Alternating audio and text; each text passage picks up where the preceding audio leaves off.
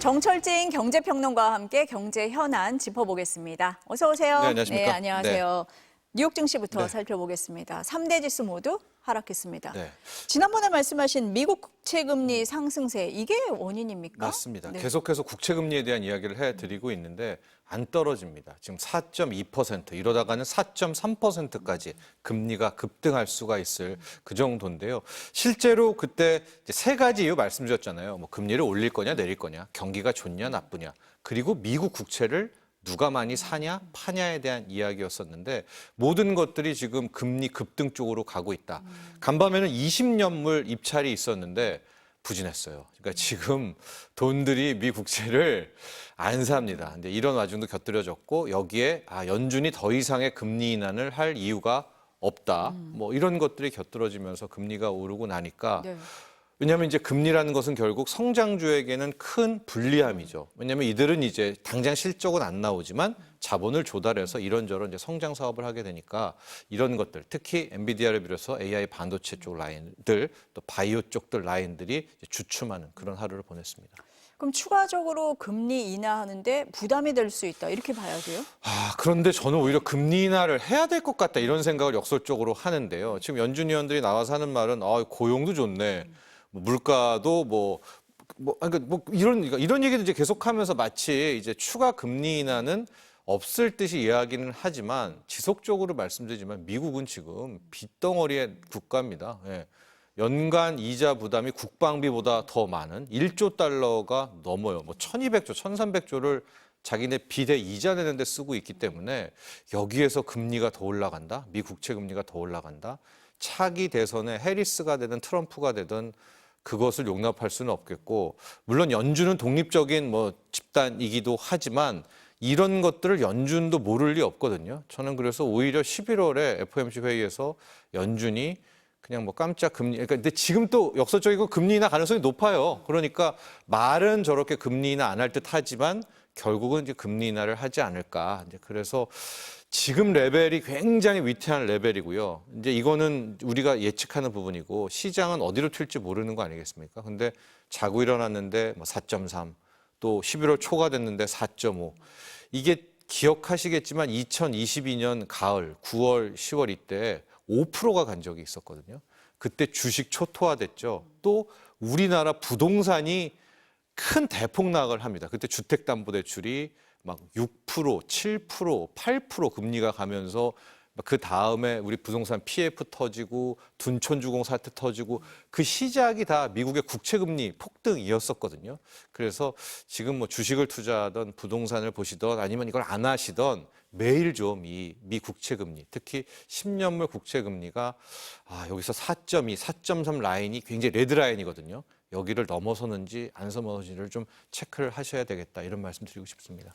미국 증시에서는 또 보니까 애플이 떨어졌어요. 네. 이거 어떻게 봐야 됩니까? 애플 아이폰 16. 근데 이 16은 우리가 원래 온디바이스 AI라고 해서 애플 인텔리전스가 들어갈 줄 알았는데 이게 안 들어가서 프로와 기능 버전에서 좀 차이도 있고 그랬었잖아요. 근데 애플 같은 경우에는 다음 주에 드디어 이 애플 인텔리전스의 모습을 보인다고 합니다. 그래서 당장에는 거의 1,000만 대 정도가 공급이 감축됐다 이런 거였는데 애플은 항상 또 그냥 항상 이런 좀 패턴이 있어요. 그래서 우리가 연예인 걱정하지 말라 그런 거 있잖아요. 애플 걱정은 또 하지 않는 게 주식 투자자들의 생리이기도 한데 다만 이제 다음 주에 나오게 될 애플 인텔리전스조차도 실망감을 주면, 왜냐하면 애플도 과거의 애플이 아닌 게 비전 프로 나왔을 때도 무거워가지고 한번 다 실망을 시켰거든요.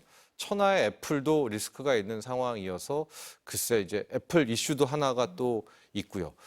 또 지금 돌아가면서 흘러가는 모습이 TSMC 대만 기업 있잖아요. 실적 잘 나왔다 이렇게 하는데 지금 미국 상무부가 화웨이에 칩 공급했다 지금 이런 라인으로 좀 조사를 시작했다는 조사를 할 거다라는 설도 있고요. 그러니까 이게 하나 둘씩 마치 이 AI 반도체의 어떤 음산한 기운, 애플은 AI 반도체 쪽은 아니지만은 온디바이스 AI 쪽이라고 봤을 때 이런 것들이 좀 함께 나오지 않느냐. 여기에 국채금리까지 계속 오른다면 지금 전 세계에서 미국만이 나홀로 상승이기는 한데 그것이 또 조정의 빌미도 될 수 있겠다. 그래서 물론 이제 많은 서학개미 분들은 결국 미국이다, 결국 엔비디아다, 결국 필라델피아 반도체 주사 하시겠지만 그래도 일단 저 국채 금리가 굉장히 네.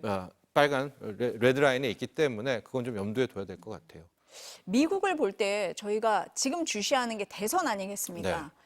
트럼프 전 대통령이 좀 우세하다 이런 얘기가 나오는데 이게 네. 증시에 부담이 되고 있다. 이렇게 해석하는 보도들도 있어요. 무슨 얘기입니까? 그러니까요. 저는 네. 뭐 꼭 그런 것 같지는 않은데 가장 큰 기본이 우리가 트럼프 1기 집권 때도 봤지만 불확실성의 아이콘이잖아요. 뭐 자고 일어나면 무슨 얘기할지 모르고 또 그것도 어떤 공식 이런 기자회견이 아니라 이런 어떤 SNS를 통해서 이야기를 해왔기 때문에 주식시장이 제일 싫어하는 거는 불확실성. 그래서 이제 뭐 싫어한다라는 썰 하나가 있고 두 번째가 이제 국채금리 관련해서 트럼프는 국채를 더 찍어도 된다는 쪽이거든요. 그렇다면 안 그래도 빚더미에 올라와 있는 미국인데 와, 트럼프가 더 찍는다고? 그러면은 미 국채 금리는 더 올라갈 거고 미 국채 가격은 떨어지게 되겠죠. 이제 이런 것들이 현재 국채 금리의 원인 중에 하나로 트럼프다라고 이야기는 하는데 이거는 해리스가 되든 트럼프가 되든 미국은 지금 빚 못 갚습니다. 지금 더 달러 찍어내가지고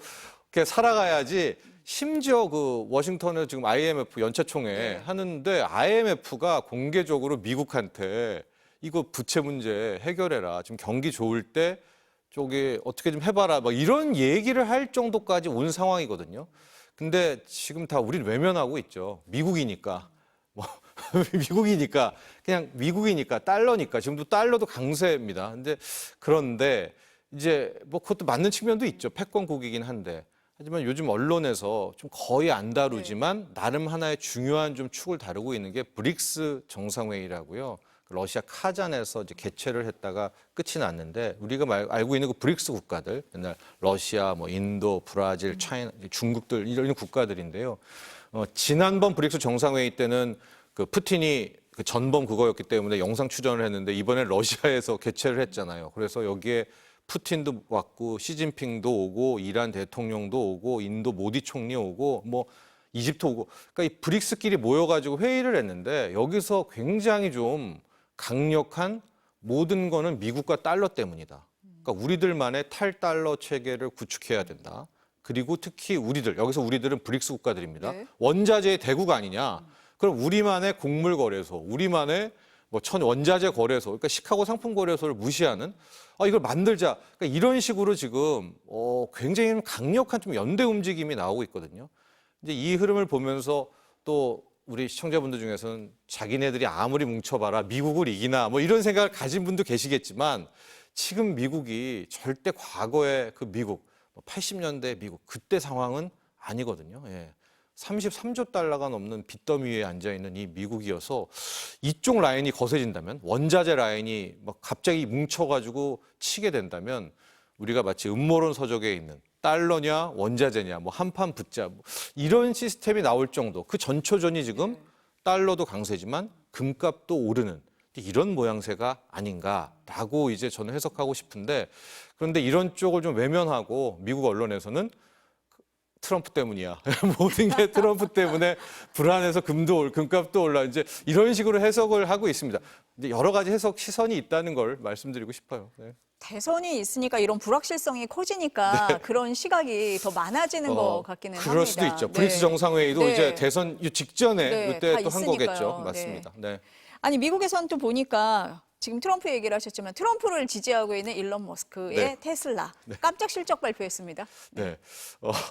일론 머스크 얘기 잠깐 하면 진심인 것이 누구에게 진심이냐면 트럼프의 진심입니다. 뭐 여러분도 언론 보도 보셨겠지만 이때까지 뭐 개인 돈으로 트럼프 캠프에 했던 게 7,500만 달러, 1,000억을 일단은 후원금으로 냈고요.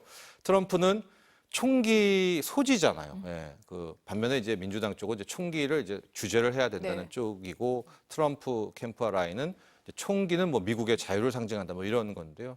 일론 머스크가 그 총기 소지가 해야 된다는 쪽에 청원을 하는 사람을 매일 한 명씩 뽑아가지고 당첨되면은 100만 달러 주거든요. 이제 이 정도로 지금 머스크가 트럼프의 진심입니다. 그러니까 이걸 놓고 주식시장에서는 막상 트럼프가 돼요.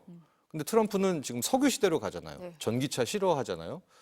그러면은 일론 머스크를 내친다는 건가? 그러면은 그럼 안 내치겠지. 장사꾼이니까. 그러면 전기차 2차 전지 다시 살아날 수 있나? 이제 이런 해석까지 가고 있는데 자, 간밤도 아니죠. 오늘 아침에 나온 핵심, 새벽의 핵심이 테슬라의 실적입니다. 매출은 줄었어요. 근데 이건 어느 정도 우리가 알고 있었는데 지금 시간 외에서 그러니까 장 끝나고 시간의 거래에서 12% 폭등을 했는데 그 이유가 이제 마진, 이익률이 19.9%, 거의 20%의 이익률이 나온 거예요. 그러니까 매출은 줄었지만은 또 굉장히 할인 판매를 많이 했거든요. 이 테슬라가. 네. 그럼에도 이익률이 물론 과거처럼 30%대는 아니나 이렇게 20%에 육박하는 이익률이라면 테슬라가 한물 간 거는 아니고 지금 전기차 캐즘에 대한 것도 실은 올해가 가장 극심했고 이제 내년이 되면 미국도 그렇고 특히 유럽에서는 뭐 탄소 규제 강화 쪽으로 해서 결국 대안이 전기차밖에 없거든요. 그러면은 내년에는 좀 희망이 나올 것이다. 아마 이런 것들이 많이 좀 집합이 됐고 뭐 테슬라의 저가 모델들 또 뭐 자율주행들 이런 비전이 발표가 되면서 이제 테슬라의 주가가 시간 외에서 급등을 하고 오늘 아마도 이제 좋은 게 나오게 될 것 같은데 문제는 네. 우리죠. 지금 우리요? 뭐가 우리가 문제입니까? 문제입니다. 우리가 뭐 가령 테슬라가 이렇게 좋은 게 나왔다. 그러면 오늘 기본적으로 2차 전지라든가 아니면 적어도 뭐 완성차 셀 배터리라든가 아니면 자율주행이라든가 뭐 하나에 좀 훈풍이 불어야 되는데 오늘은 정말 뭐 최악의 상황이 되고 있고요. 이제 직전에 현대차가 3분기 실적을 발표를 했는데 네. 발표하자마자 현대차 주가 한 5%, 마이너스 5% 밀어버렸거든요. 시장 컨센서스가 한 3조 8천억 정도는 나올 줄 알았는데 3조 9천억 정도는 나올 줄 알았는데 뚜껑을 열고 보니까 3조 5,809억. 그러니까 실적 못 미쳤다라고 해서 이제 밀어버리는 상황인데 근데 솔직히 이거 밀기 전부터 현대차를 쭉 빼왔었거든요. 그럼 정말로 지금 시장에서 말하는 현대차가 작년에 최고였어요. 네. 그러니까 다시는 작년의 실적을 못 보는 거냐. 뭐 이런 우려도 함께 나오면서 테슬라 뭐 이런 재료도 싹 다 지금 뭐 없었고 인도 IPO 재료는 이미 없었었고요. 우리 시장만 영향을 못 받고 있는 거네요, 지금. 완전 철저한 네. 소외를 받고 있죠. 지금 종가를 보니까 현대차가 마이너스 5.2% 이렇게 나와 네. 있습니다. 근데 오늘 SK 하이닉스도 네. 실적 발표했잖아요. 네. 뭐 역대급이다 이런 얘기 나왔어요. 진짜 역대급이고 놀랄 정도였었습니다. 이제 보통 증권사들이 컨센서스라고 해서 마지막 실적 발표회까지 계속 수정을 좀 하죠. 만지작 하게 되는데 이 SK 하이닉스의 실적의 컨센은 계속 높인 거예요. 이거 더 좋을 것 같은데, 더 좋을 것 같은데. 그래서 석 달 동안 벌어들인 영업이익을 그래 한 6조 8천억 정도는 벌어들일 거야라고 했는데 막상 뚜껑을 열고 보니까 7조 300억 앞자리가 7조로 바뀌었습니다. 매출도 18조까지 나왔으면 좋겠는데 이제 하게 17조 후반대 이것도 최고예요. 그러니까 석 달 동안의 분기 매출, 분기 영업이익이 다 최고를 찍은 이제 그런 오늘 실적 발표였었다라고 보여지고 있고요. 하이닉스가 7조라면 삼성전자는 반도체도 있지만 이 막 스마트폰 가전들도 있잖아요. 그러니까 그 빼고 삼성전자의 반도체 쪽이 글쎄 5조 나왔을까요? 이제 물론 이제 이달 말에 이제 정식 컨퍼런스를 하겠지만은 그러면은 하이닉스가 반도체로는 삼성전자를 이긴 또 그런 부분이고 17조잖아요, 매출이. 네. 영업이익이 7조. 그럼 이익률이 한 40%가 나오는 이 제조업 회사에서 우리 아무리 AI 뭐 HBM 고대역폭 메모리를 하더라도 40%의 이익률 이거 대단한 거지 않습니까? 그럼 주가 한 어제 줬지만 어제 한 4% 줬지만 못해도 한 3, 4%를 줘야 되는데 네. 장중에는 오히려 마이너스 1%도 갔다가 제가 들어오기 직전에 한 1% 오르는 거 보고 들어왔거든요. 1.1% 네. 상승으로 끝났대요. 이 정도의 1.1%다? 네. 만에 하나 오늘 밤에 엔비디아가 뭐 이런저런 이유로 또 국채금리의 이유로 빠진다? 그러면 내일 1.1은 그냥 반납하거든요. 그럼 주가에 이런 왜 이렇게 반영이 안 되는 거예요? K 증시에 저는 큰 뭐 모순점이 아닌가라고 보고 있습니다. 이거를 이렇게 말하고 조금 더 이런 해석도 가능하죠.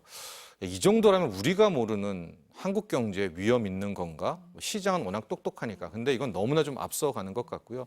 딱 현재만 놓고 보면 우리가 밸류업을 하는 이유, 그 이유가 바로 K 증시, 우리 국장의 모순이거든요. 예. 실적과 상관없이 주가가 가고 있는 흔들리게 이런 되는 상황. 것들, 기업들이 조금만 좋으면은 네. 쪼개기, 물적 분할, 회사 오너들은 주가에는 전혀 관심이 없고 상속에만 관심이 있는 뭐 한두 가지겠습니까? 뭐 두산, 뭐 에너빌리티, 두산 밥켓 이 사태들 보아도 알겠지만 이제 이런 것들이 횡행하는 장이기 때문에 이게 구조적으로 좀 문제가 있지 않나 보고 있는데요.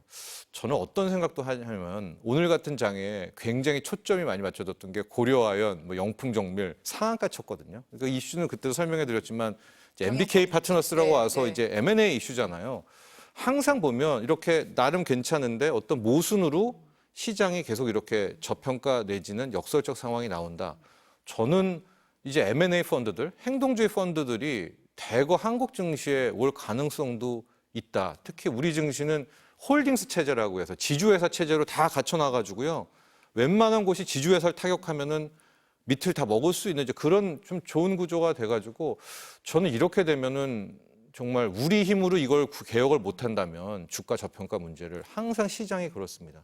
외부의 힘으로 바꿔줄 텐데 만에 하나 정말 뭐 난다긴다 하는 이런 행동주의 펀드들, M&A 펀드들이 와가지고 막 우리 회사들을 가져갈 때 과연 개인들이 누구 편을 들까?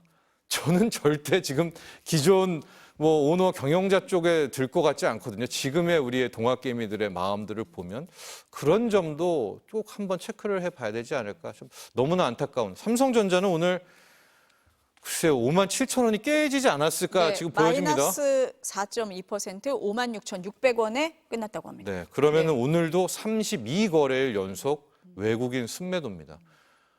삼성전자 뭐 그렇게 못하더라도 32거래 순매도라뇨. 이제 이런 부분들이 좀 답답한 이제 그런 또 한 면목을 볼 수가 있을 것 같아요.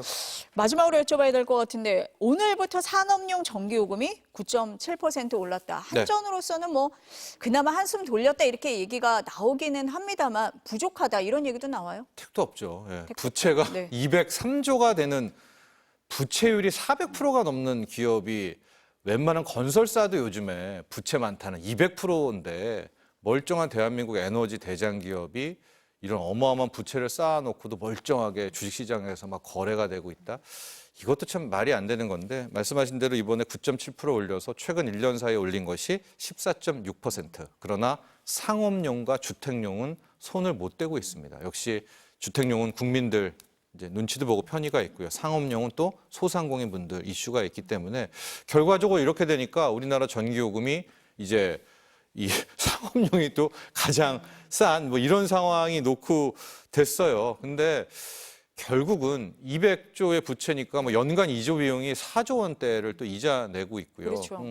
이거 돌아 국민 세금으로 공기업이니까 또 어떻게든 커버를 치게 되거든요. 그래서 이제 다시 야 이거를 정부의 입김으로 요금 올리는 게 아니라 좀 독립적인 요금 체계 인상 내지는 인하 체계를 구축해야 되는 거 아닌가 말이 나오지만은 안 될 겁니다. 이거는 안 될 것 같아요.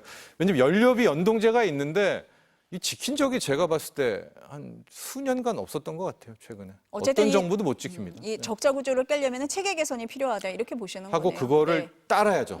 제도가 있었다면. 네. 네. 네. 오늘 말씀은 여기까지 들어야 네. 될 것 같습니다. 감사합니다.